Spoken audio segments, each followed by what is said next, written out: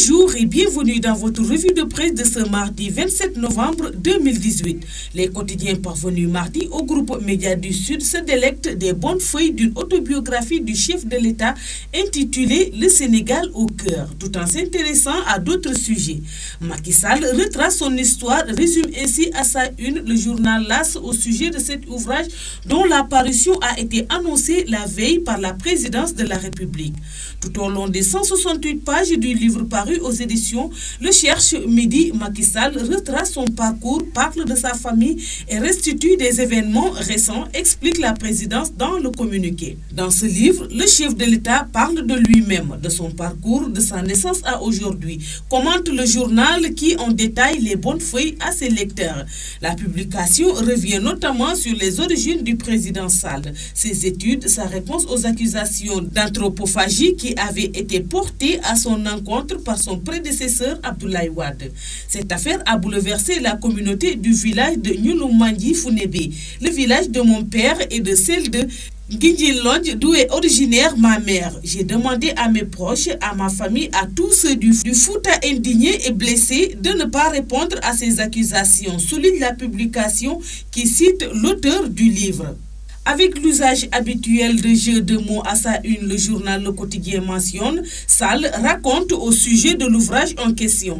Dans sa livraison des bonnes feuilles, le journal apprend par exemple à ses lecteurs le point de vue du chef de l'État concernant certains acteurs politiques. Idrissa Seck est un homme en tendance autoritaire.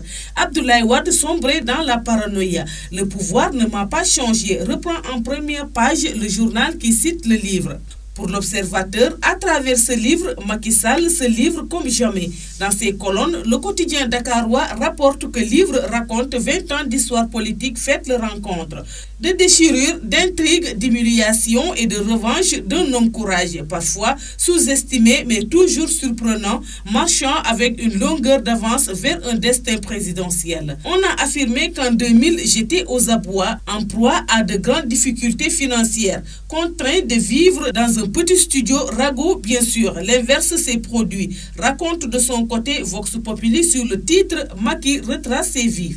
Les quotidiens sont également revenus sur des échauffourées ayant mis aux prises lundi à l'Assemblée nationale des députés lors de l'examen du budget du ministère de l'Enseignement supérieur, de la Recherche et de l'Environnement.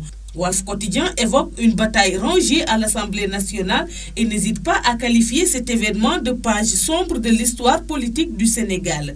Les députés ont réédité leur jeu favori, se battre comme des chiffonniers en pleine plénière, peinant à s'accorder sur le temps de parole. Les parlementaires des deux camps se sont bagarrés comme des gladiateurs dans une arène, pointe le journal dans ses colonnes.